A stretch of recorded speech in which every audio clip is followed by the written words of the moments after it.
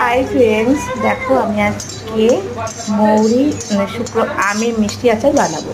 এবং মিষ্টি আচারে আমি শুকনো লঙ্কা প্রথমে ভালো করে ভেজে নেব এবং পরে মৌরি ভেজে নেব।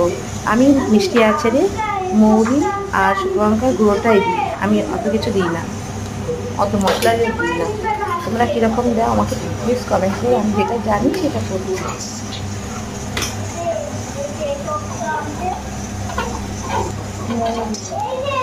ভালো করে ভেজে দিচ্ছি।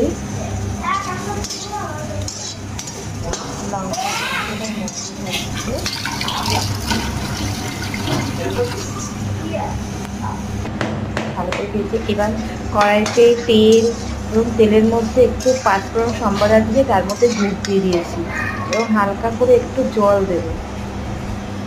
আর এটা দেখছো আর দিলেন উনি আমাকে আম কেটে দিয়েছে, এবার গুড়টা ভেঙে দিচ্ছে।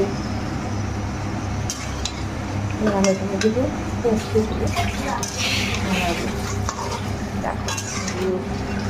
গেছে, তারপরে আমগুলো দিয়ে দেবো।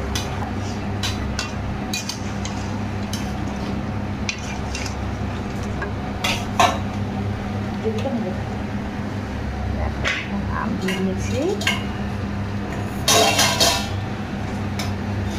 আমগুলো দিয়ে দিয়েছি, আস্তে আস্তে করে আমগুলো দিয়ে দিয়েছি।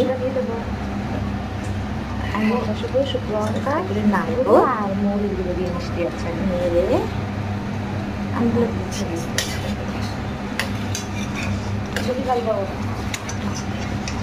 তোমরা আমাদের সবাই এসো আমের আচার খেতে, কেমন হয়েছে বলবে।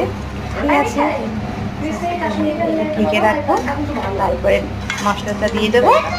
আমার আমের আচার কমপ্লিট।